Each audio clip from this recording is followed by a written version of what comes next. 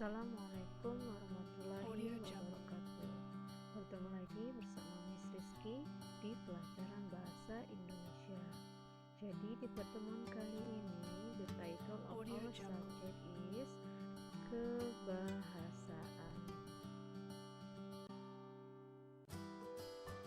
Yang pertama yaitu kata ganti atau istilah lainnya adalah pronomina. Apa itu kata ganti? Kata ganti adalah jenis kata yang menggantikan kata benda atau nomina. Nah, kata ganti ini dibagi menjadi 5 macam. Yang pertama, kata ganti orang. Apa itu kata ganti orang? Kata ganti orang adalah kata ganti yang digunakan untuk menggantikan kata benda orang atau personal dengan kata benda lainnya, ya. Contohnya yaitu saya, aku, kami, kita, kamu, Anda, dia, kalian, dan lain-lain, ya. Lalu ada kata ganti pemilik. Artinya kata ganti ini adalah kata ganti yang digunakan untuk menyatakan suatu pengganti kepemilikan. Bisa digunakan contohnya yaitu imbuhanku, imbuhanmu, dan imbuhannya, ya. Contoh misalnya tasku, bukumu, bajunya, seperti itu, ya. Lalu ada kata ganti penanya. Kata ganti penanya artinya kata ganti ini berfungsi untuk menanyakan benda, waktu, keadaan, tempat, jumlah, dan lain sebagainya. Contohnya bisa menggunakan kata seperti apa, kapan, mengapa, siapa, dan lain-lain. Kemudian ada kata ganti petunjuk. Kata ganti ini digunakan sebagai petunjuk lokasi atau suatu benda. Jadi hal ini disebut dengan kata ganti petunjuk. Bisa menggunakan kata sana, kesini, di situ, seperti itu, ya. Lalu yang terakhir adalah kata ganti penghubung. Kata ganti penghubung ini biasanya digunakan untuk penghubung antara induk kalimat dan juga anak kalimat. Contoh kata yang digunakan biasanya yang. Selanjutnya kita masuk ke contoh dari macam-macam kata ganti. Yang pertama, kata ganti orang. Nah, contoh kalimatnya yaitu aku bekerja keras untuk menggapai cita-cita. Ada juga kita harus menghormati guru karena guru adalah orang tua kedua di sekolah. Kata aku dan kita itu merupakan kata ganti orang.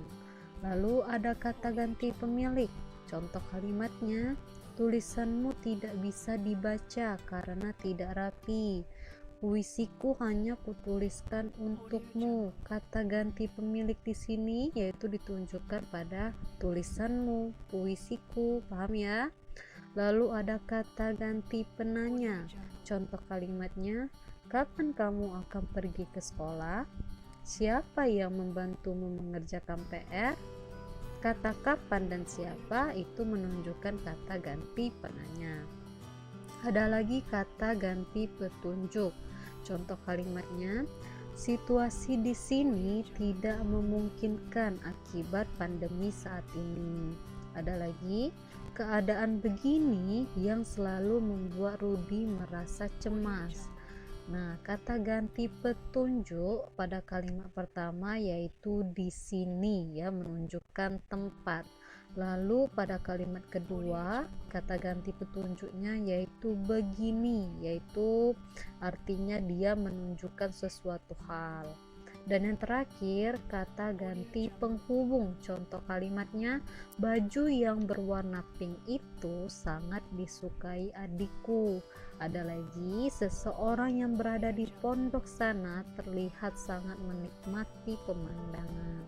Kata ganti penghubungnya yang mana? Yaitu kata yang ya di kedua kalimat tersebut bisa dilihat.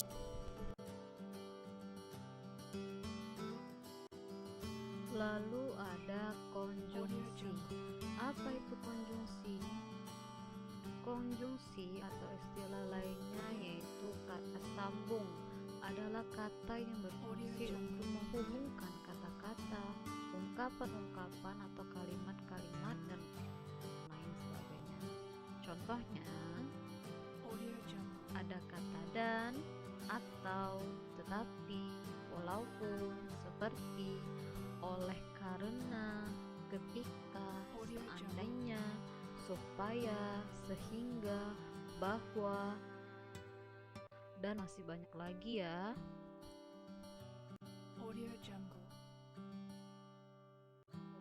Apa itu kalimat langsung? Kalimat langsung adalah kalimat yang menirukan ucapan atau ucapan orang lain. Kalimat tersebut adalah kalimat hasil pembicaraan seseorang itu yang sangat persis dengan apa yang dikatakan. Nah, ciri-ciri kalimat langsung ini ada beberapa ya. Yang pertama yaitu bertanda petik dalam bahasa tertulis. Jadi ketika kalimat tulisan yang mana tulisan tersebut di dalam tanda petik, artinya kalimat tersebut adalah kalimat langsung.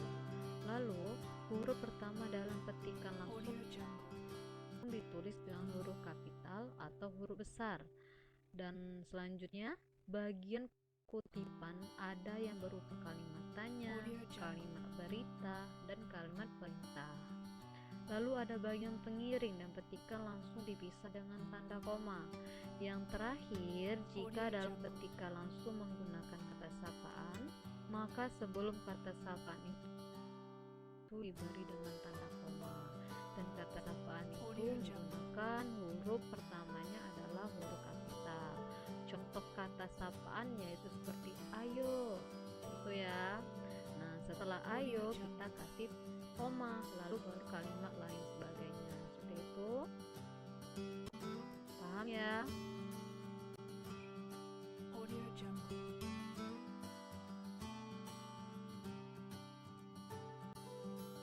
Baiklah, itulah saja yang dapat kami sampaikan. Semoga apa yang disampaikan bisa bermanfaat dalam kehidupan kalian.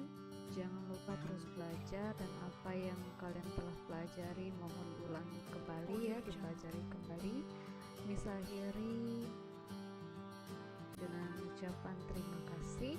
Wassalamualaikum warahmatullahi wabarakatuh.